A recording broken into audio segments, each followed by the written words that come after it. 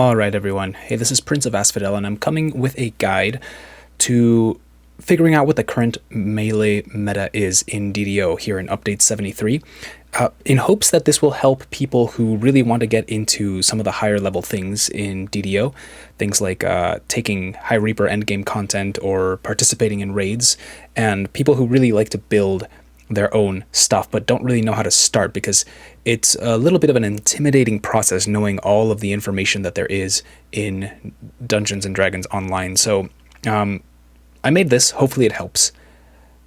Basically, I wanted to get into examining why the best DPS builds are the best DPS builds currently. And right now, what is sitting on top, not by too much from what I've heard, but it is currently the hand wrap builds. There are two of them that are both very, very strong. And what I think is super cool about them is that they're not sub-variants of the same build. They kind of are in the way because they're both using the same iconic race, the Razor Claw Shifter. However, one of them is a Kensei fighter, and one of them is a split between 15 Sacred Fists, which is the archetype of the Paladin, and 5 Dragonlord, which is an archetype of the fighter. So they look very different from each other, and I'm going to explain why they're both of those build splits that you see there, the 18 Fighter, 1 Favored Soul, and 1 Warlock, and the 15 Sacred Fist, 5 Dragonlord, they're kind of accomplishing the same thing through 2 different avenues, and it's really, really cool when we break this down. So here's how we start analyzing this. The most important aspect of the most powerful DPS builds in DDO are going to be a build's crit profile. That means how often it crits and how hard it crits, and their attack speed. So out of these two things, hand wraps already have the weapon attack speed. That is part of why they are so meta right now. It's because they just attack faster than a lot of other would-be meta builds. And this is the problem that, for example, two-handed fighting has. Two-handed fighting referring to like the big great axes, great swords, falchions, things like that. They're not necessarily the top of the meta when it comes to raid boss DPS because they just attack slower than other things. That's not to say they're not good. First, their boss DPS is still okay unless you're pushing really super high endgame content like High Reaper Skull raids. But also they're just better for leveling. It's easier to quest with. So every build has some weaknesses, but it also has some strengths. And that's one of the beautiful things about this game. Anyway, we're missing this critical profile here on the hand wraps. So the idea is we're going to try and build a good critical profile. And one of the reasons that hand wraps got so good recently is because of the addition of the iconic hero Razor Claw Shifter when Feywild was released, but also with the upgrade to this old Feats Swords of Plowshares that gives you a +1 morale bonus to critical threat range. That is how often you get to crit. A +1 is basically an extra 5% chance.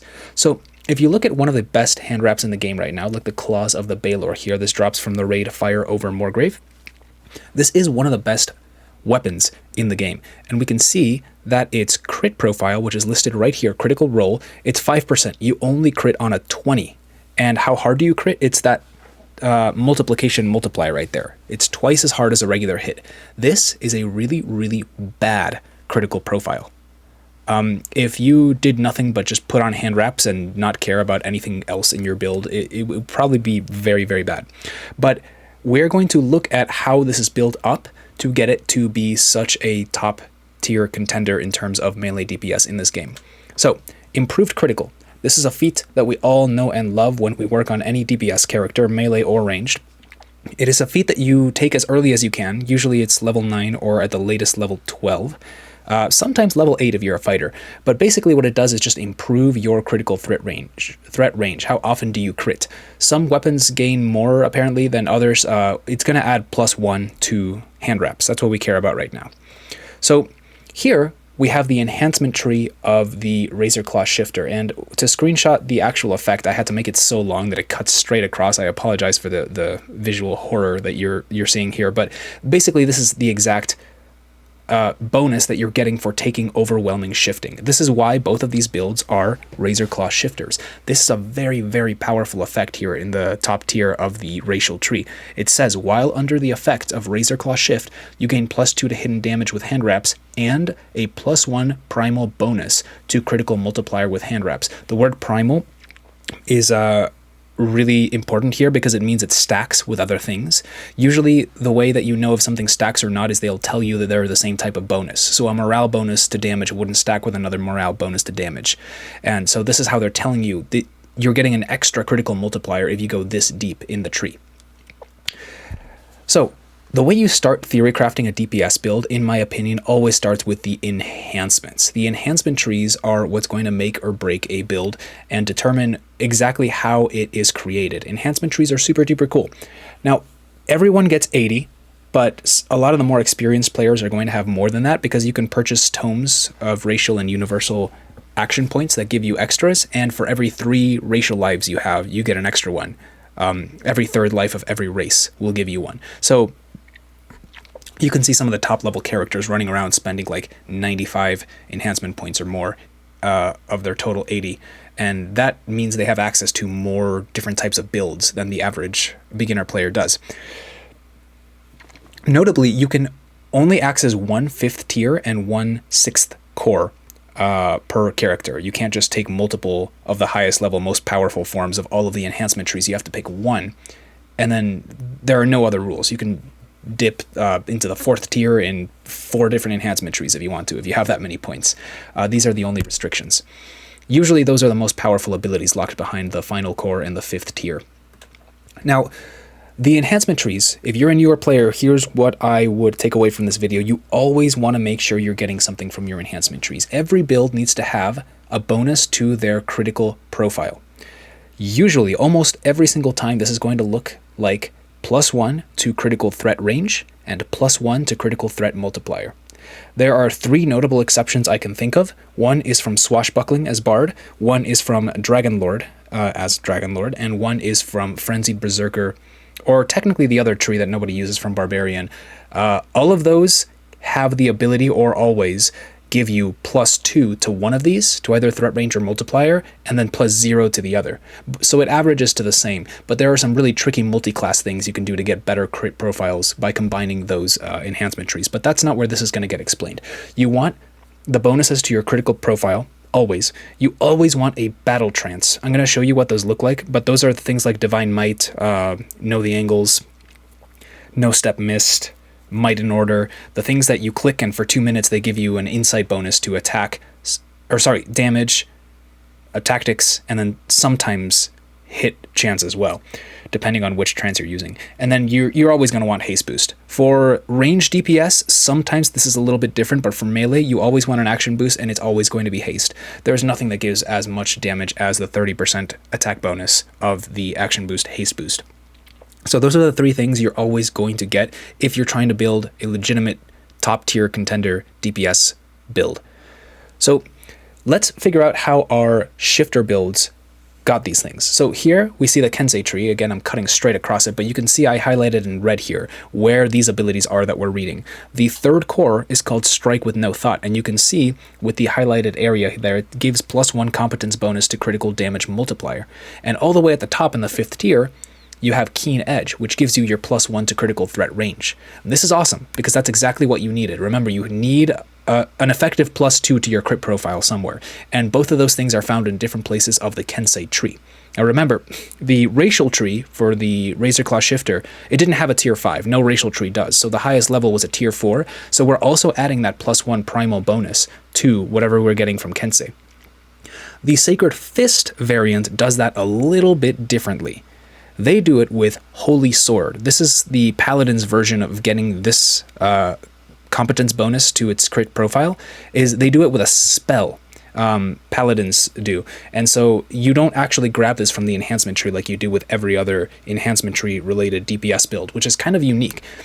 And it does mean that you can get a pretty powerful crit profile if you combine it with something else like the Dragonlord, which is going to give you 1 extra critical multiplier. And that's one of the reasons that the Sacred Fist Dragonlord split of the Razorclaw Shifter is so powerful. So let's look at this equation one more time now. We started with this terrible crit profile of 20 times 2, but we factor in the +1 critical threat range, that's the +5% critical from the Feat Improved Critical. We factor in the extra +1 to critical threat range from Swords to Plowshares. Then we factor in the +1 to threat range from Holy Sword. All of a sudden, we're critting on rolls of 17 through 20. But instead of times 2, we're bumping that up by an additional 1 thanks to the Razor Claw Shifter's primal bonus, and by another, it would be +1 from Holy Sword, but actually, remember how I said that Dragon Lord has a +2 to critical multiplier? Well, we're factoring in that one instead. So that's a whopping +3 to critical threat range and +3 to critical multiplier from all of these things. That's going to lead to a whopping 17 through 20 times 5 critical profile. That is a critical profile right there. That is insane. That's one of the reasons this build is so crazy good. Notably, I think the Kensei one drops 1 critical multiplier because it doesn't have Dragon Lord, so instead it's going to be ×4 instead of ×5, but Kensei and fighters have ridiculous bonuses to other things like hidden damage, melee power, so the two builds are pretty darn comparable in power. So hopefully this helps understand exactly why the best builds in the game are so good, because we already had the weapon attack speed needed to be super meta, and now we have a crazy critical profile, but you needed to know what you were doing to build this all correctly, right? You needed to know where to look. What are the most powerful parts of a DPS build? Well, if you knew that they were attack speed and crit profile, you would say, okay, so what is the best profile I can build on a really fast attacking weapon? And that's how you would get to things like this.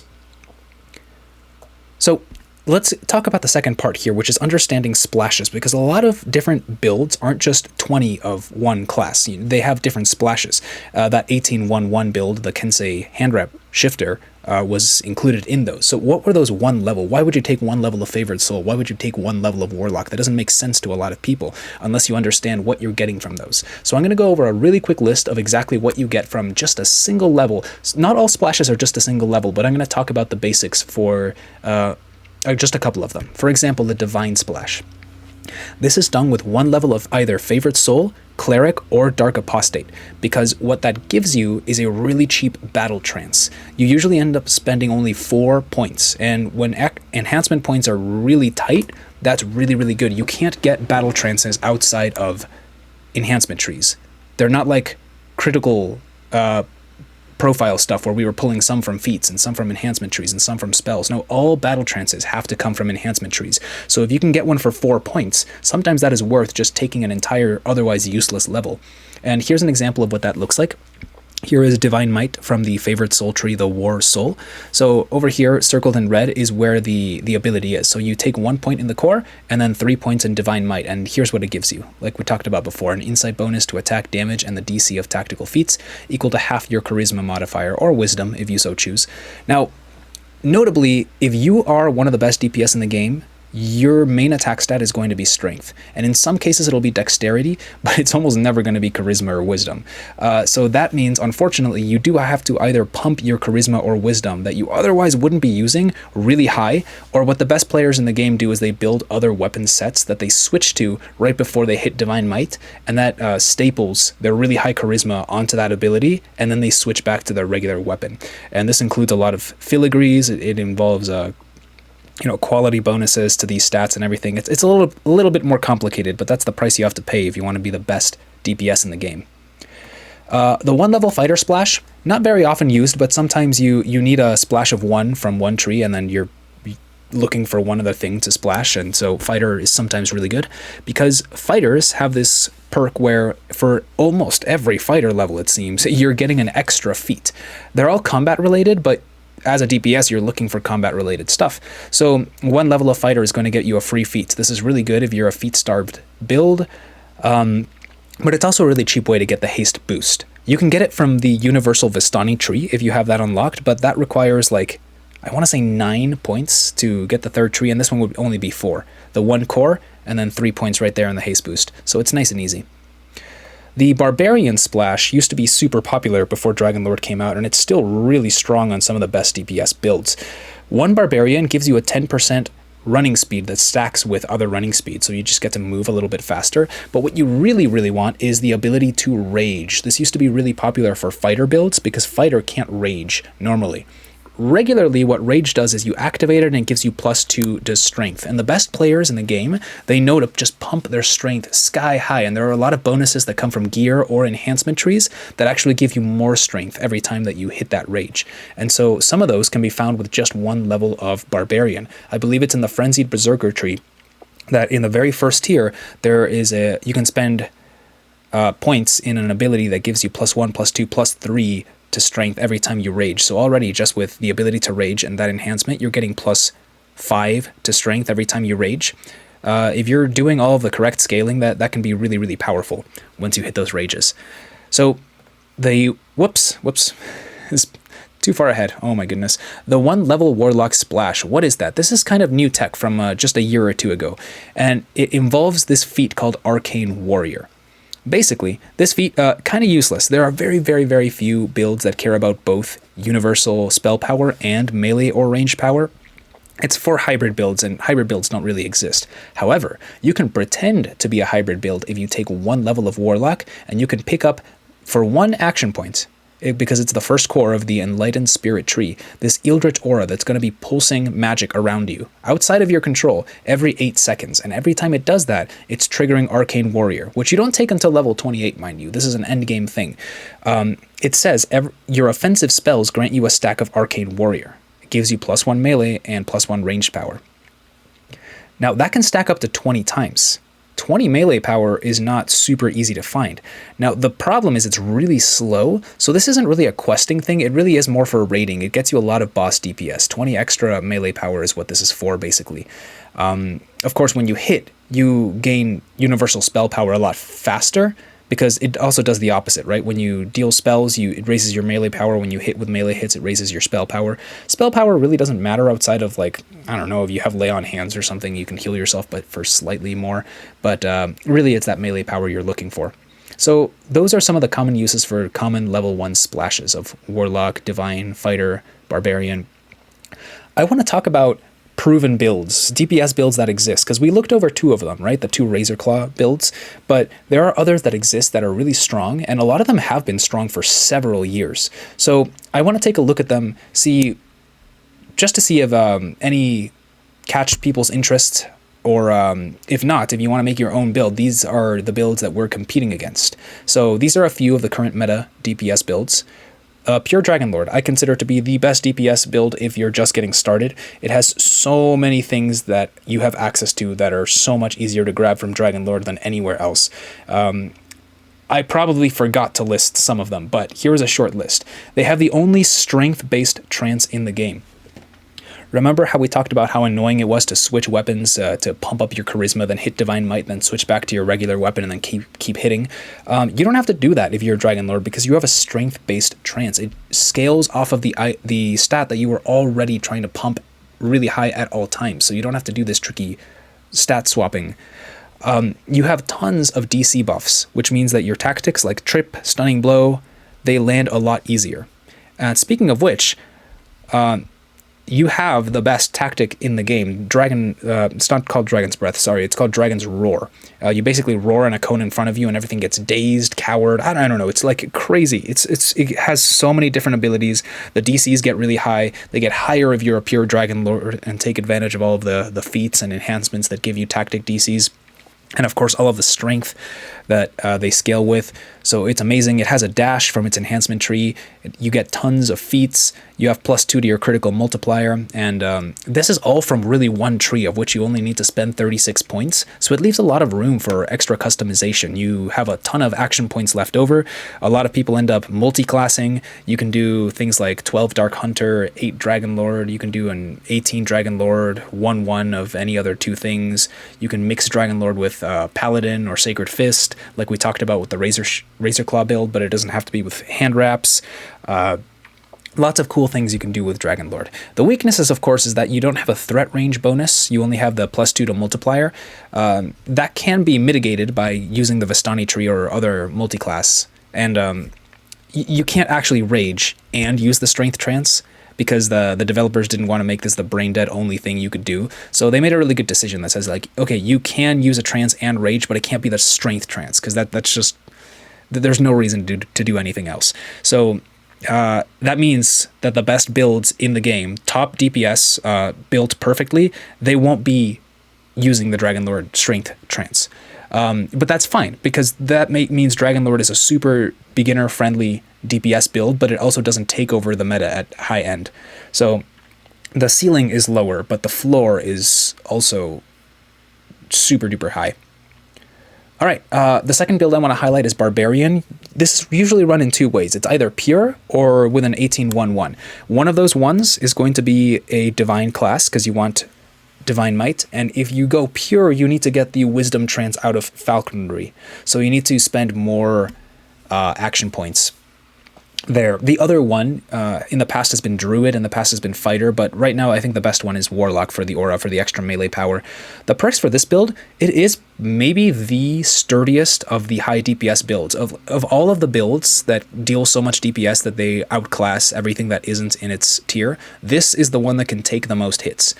Because it has really good dodge, it has really fat HP being a Barbarian, it has access to uncanny dodge, it has a lot of self-heals with Primal Scream and Rages.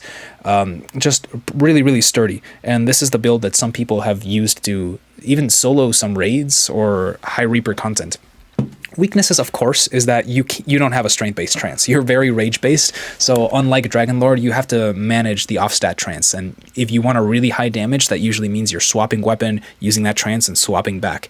It's a pain, and if you don't want to do it, maybe that this isn't the build for you. But third build I want to highlight is the Shatterkai Swashbuckler.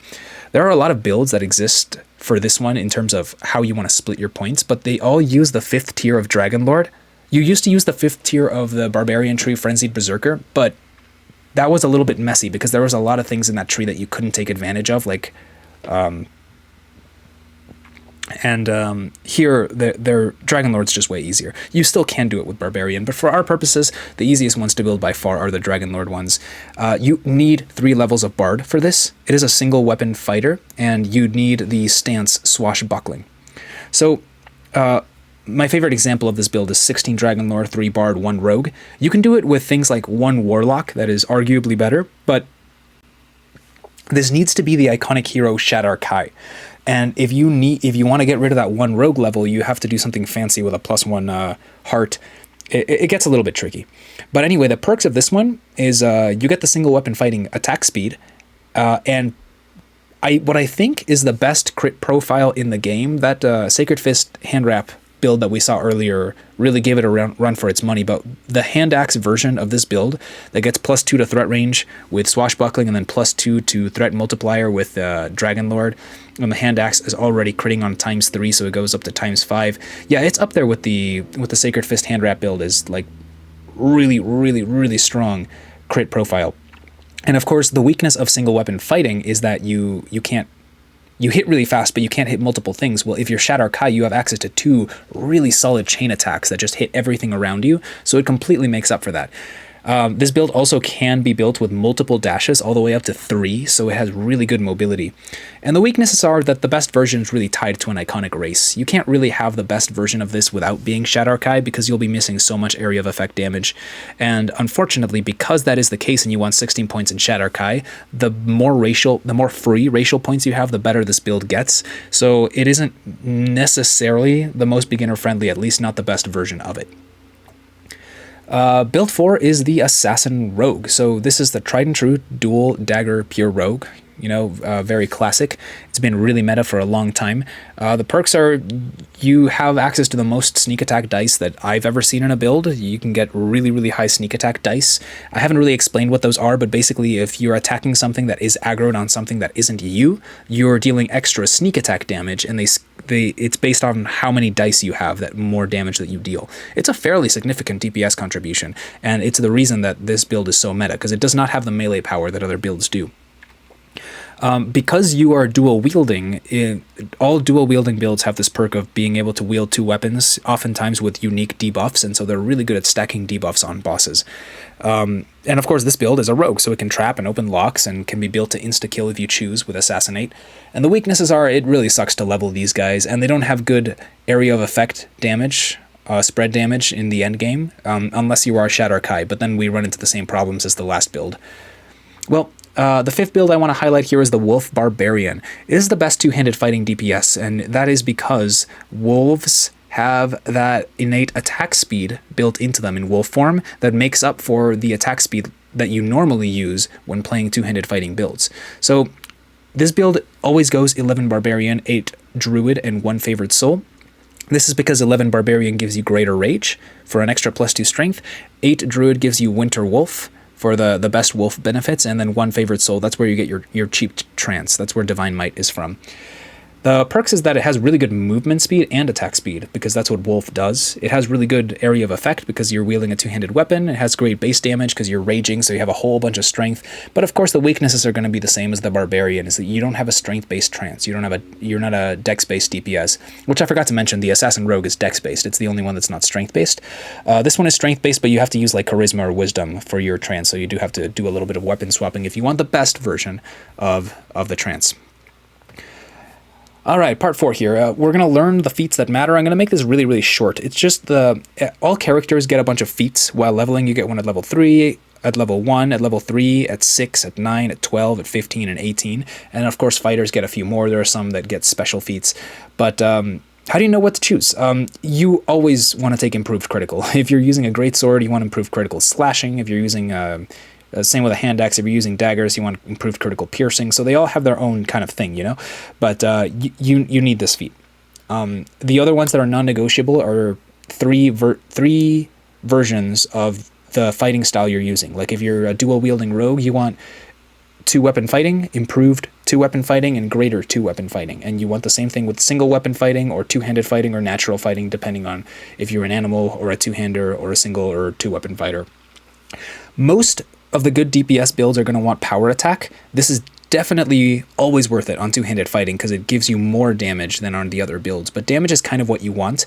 You at least want precision if you're worried about the drop to attack. You can't take that one while raging though.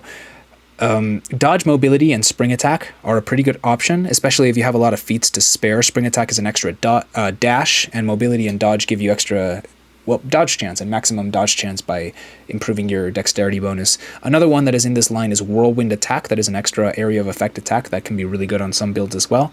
Stunning blow is fantastic, especially on what do they call it? Strike through builds, like 2-handed fighting where you can hit multiple opponents. It just stuns. It's a crowd control effect. But in High Reaper Legendary, it's really, really hard to hit those DCs. So if you're more on the newer side, I would recommend not taking that unless you're maybe Dragon Lord and have a bunch of the tactic bonuses. And of course, if you already have all of the good stuff and you have extra feat slots and you don't know what to go with, toughness and weapon focus are usually the ones that I would fill with. Weapon focus is a teeny bit more DPS and toughness is a little bit more survivability. You start running out once you spend most of the good ones. And then, of course, there are some epic Destiny feats. Overwhelming critical, every melee DPS will want that. Patience, a lot of them will. I've heard different versions. The jury is still out for the most part. Everyone has a different opinion about where Patience works. Patience is a newer feat that gives you a really powerful effect of +1 to your critical multiplier. We talked about that before. Crit profile stuff is huge, but it also drops your attack speed by 10%. So, jury's still out. You definitely don't take it on the hand wrap builds. You probably don't want it on a lot of 2-weapon fighting builds. There are some people that say that actually the math works out and you do, but I would hold off on those. I would definitely take it on 2-handed fighting builds. I know it slows you down, but that multiplier is huge, especially when you're adrenaline boulders miting things and just obliterating everything. Arcane Warrior, don't forget to take this if you are using the 1 Warlock Splash. If you're not using that, Arcane Warrior is useless. Don't take that. There are 2 feats that you can take at level 28 called Embodiment of Law and Harbinger of Chaos. They're decent, but they're better if you have their alignment. So this is something that you would know of from the character page. You have to be chaotic to get the +2 imbue dice from Harbinger, and lawful to get the +2 imbue dice from Embodiment. And of course, they're better if you have tier 5 of the respective destinies. They have an additional buff if you're in tier 5 Fury or tier 5 Divine Crusader. Not the greatest deal in the world, but something to consider. Level 30 feats, you're always going to choose Scion of the Ethereal Plane or Scion of Arborea. Arborea gives you more melee power, Ethereal Plane gives you more sneak attack dice. Usually it comes down to what you're missing most. If you are a high sneak attack die build like a rogue, but you're maybe missing some melee power, maybe take Arborea. If you have a bunch of melee power because you're a pure fighter, but you're missing extra sneak attack dice, Ethereal Plane's probably better. I've seen both used for both styles of build, so you really can't go too wrong with either one or the other. Just don't choose anything else if you're trying to be a really good melee DPS character. Final part, gear. This is going to cause headaches. Okay, currently here's what the meta is. You need to have two types of set bonuses. This was introduced once Isle of Dread came out, because before the only way to get profane set bonuses was with Ravenloft gear, and you needed 5, and a lot of them interfered with the Sharn and Feywild sets. But once Isle of Dread came out, now you want both profane and artifact gear sets. And I'm going to talk about that in a second, but everything you see on screen here are all of the things that you want to fit into your gear. For offensive stats, you want strength, double strike, armor piercing, damage, accuracy, deception, seeker, and combat mastery. Combat mastery, I guess if you're not doing tactics, that one doesn't really matter. But if you are doing tactics, it can be very, very important because you want to scale that as high as you can. The defensive ones are going to be constitution, sheltering, fortification, saves, dodge, HP. You don't really want to slack on any of these. But the problem is a lot of these stats have multiple variants. So you not only want to make sure that you have like your enhancement bonus to double strike, but you need to make sure you have insightful double strike in there, and that you have a double strike bonus from your artifact set bonus, and that you not only have deception but also insightful deception, and that you have strength and insightful strength and quality strength and artifact strength, and oh my goodness, so many things that you need. The more you work on this kind of stuff, the easier it becomes, but it's a headache. Anyway, this is the final part, the gear set bonus. How do you get them? Here's what a lot of the best players are doing. Your profane is going to come from one of 3 different places. You're going to have a 5-piece Dread Isle's Curse set, which of course is from Isle of Dread, or a 5-piece Forbidden Knowledge set, which is from Vecna, of course, or just a whole bunch of lunar gems if your gear set is made up of mostly Mithranor pieces. As for the artifact sets, those have been more meta for longer, so you can get them from Feywild sets. You usually don't now because Feywild takes a little bit too much commitment to get. You usually want them in a 3 or 2-piece set, and they're going to be from like a 3-piece Isle of Dread set, like we're talking like the Dreadstalker set, for example, so not the Dread Isle Curse, or a 3-piece Vecna set, of which you can choose. You get like the hat, the armor, and the robe. Sorry, not the robe, the cloak, and you get to choose which of the sets you use for artifacts, which is cool. You can craft those on, and it's super duper easy. Or 3-piece Sharn. Sharn's super outdated at this point, and usually it is not the best of these options, but it still is an option, which is really impressive that it's still keeping up. You can use a 2-piece Gem of Many Facets set. This is a really complicated one, but the Gem of Many Facets is something that drops from the Chronoscope raid, and it combos with a lot of the other set bonuses that come from the old packs that were recently made legendary. Or, sorry, the gear from it was made legendary, like the Vault of Night stuff, the Demon Sand stuff, the Red Fen stuff. Usually there's a set in there. A lot of times, for example, it's Windlasher's Ferocity. It gives you your artifact double strike and I want to say melee power or something like that, and you combine it with a Gem of Many Facets. Now, the best players are the ones that have a 2-piece Gem of Many Facets that has the exact sets that you're looking for. But if you're one of those people, I don't think you need this video. So we're just going to go ahead and skip that for now. Additionally, you can just have a bunch of solar gems in Mithranor gear set. And I guess the only one that I didn't list is sometimes you can get 2-piece stuff from the old raids, like Vision of Destruction. Like if you have a Heart of Sulamadis, you can combo it with the Devil Scale Bracers, and that gives you artifact bonuses to, I think it was double strike and double shot, and also physical resistance rating, if I'm not mistaken. So those are pretty nice too if you want to fit in like a 3-piece and then a 2-piece. So that's kind of what you want to do. You want to find your profane bonuses, and you want to find your artifact bonuses. And if you don't do that, well, you're just going to be a little bit behind all of the other players. And what DDO is about is getting all of the little numbers. That's what I always tell people. In DDO, it's a game of a million little numbers. It isn't just one thing that's going to make or break your build. Not when you're trying to be one of the best for pushing skulls and raids.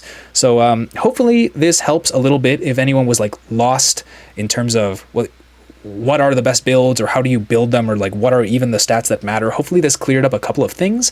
Let me know if you have any questions in the comments. I'd be happy to try and help. I'm not one of the best builders out there in DDO, but I do feel that there are some resources that are lacking in terms of knowledge between the bottom player base and the very top that are pushing, so I kind of wanted to help bridge that gap a little bit in case you were one of the players that wanted to push up a little higher but really didn't know where to start, because I do have to admit it is intimidating.